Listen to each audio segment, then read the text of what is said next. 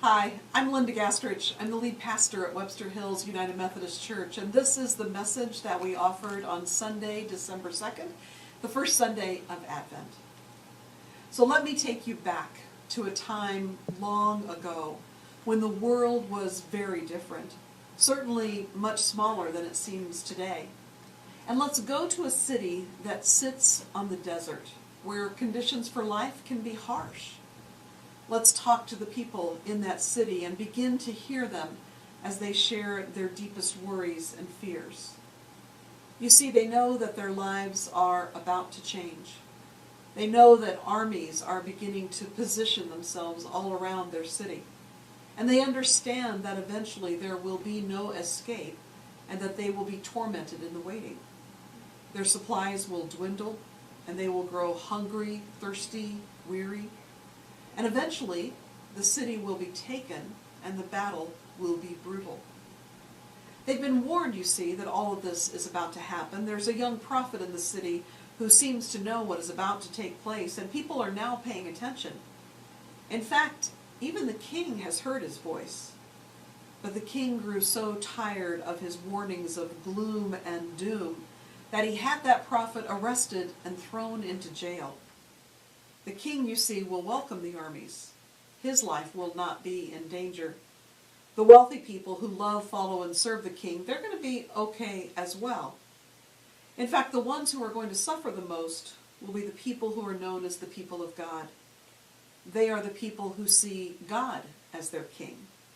And they are the people who are now no longer in charge of their city, even though they consider Jerusalem to be their holy city.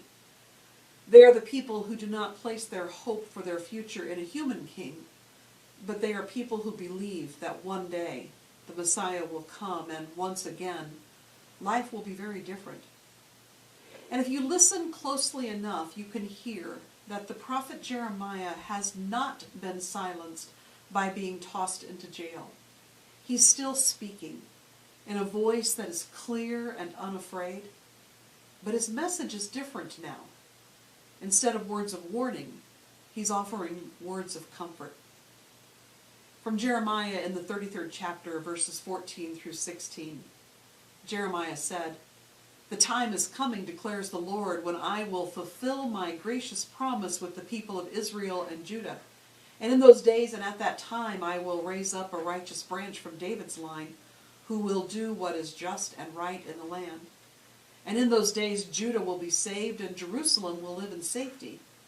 And this is what he will be called. The Lord is our righteousness."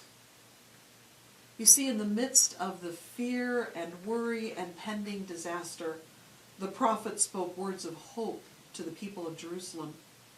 He said, "What you see around you now is not the end. And what you see around you now is not what God desires. Lift up your heads and see what is possible." George Orwell is often considered to be the very first person to write what we now call dystopian novels or stories.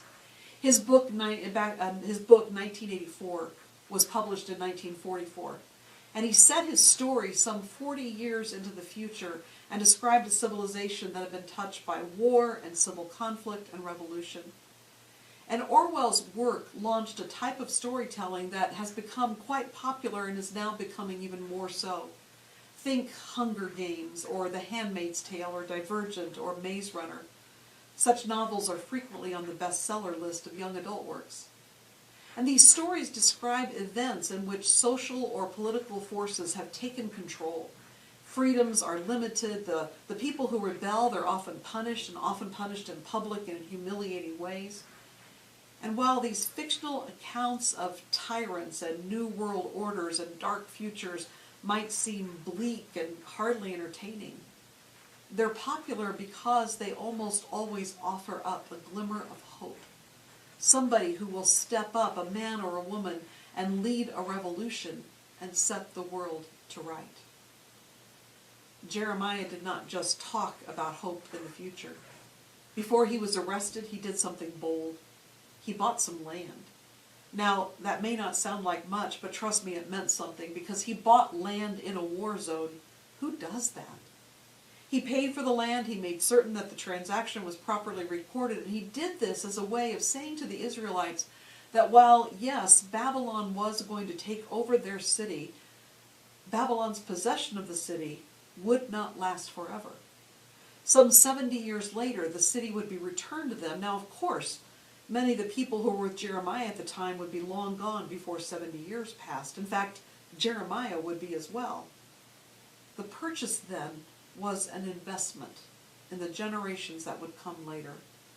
One of Jeremiah's heirs would eventually own the land and be able to plant crops and build homes and enjoy life on that land.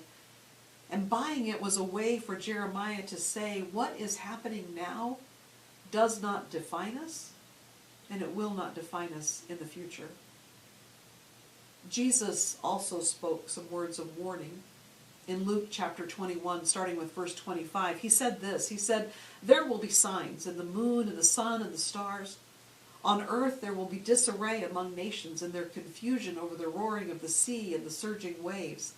The planets and other heavenly bodies will be shaken, causing people to faint from fear and from foreboding of what is coming upon the world.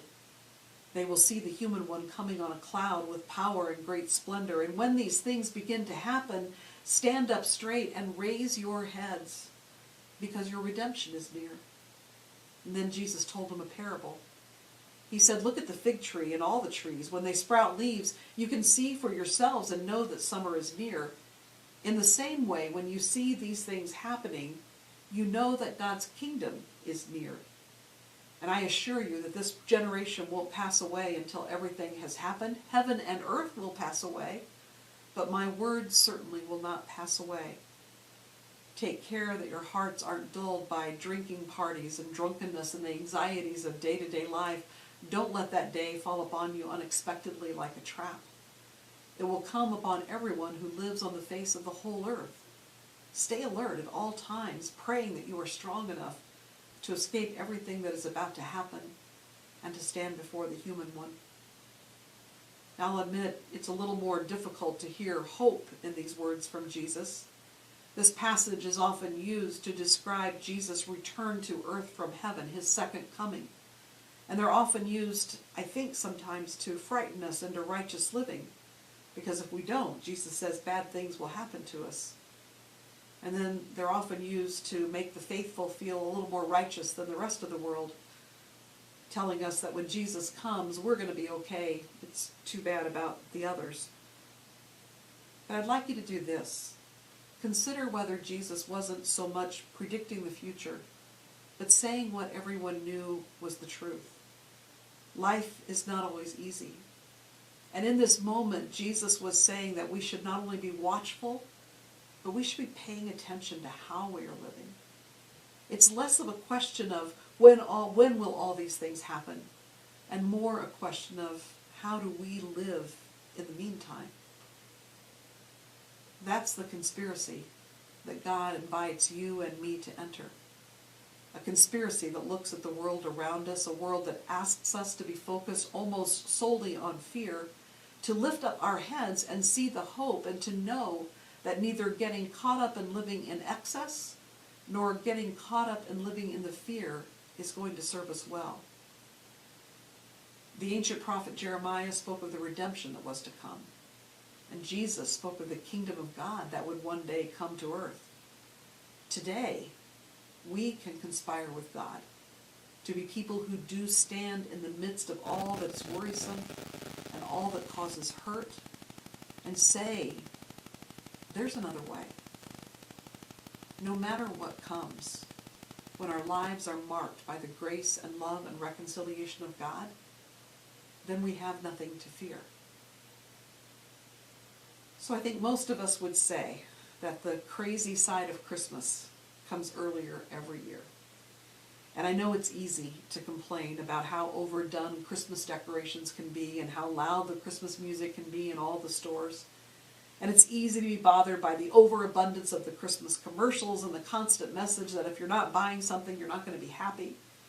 It's easy to find everything that's wrong with this time of year and grumble about it. But the world around us does offer something helpful for this time of year.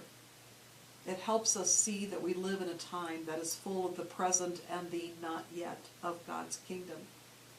It helps us see that tension between the reality in which we live and God's vision for our future.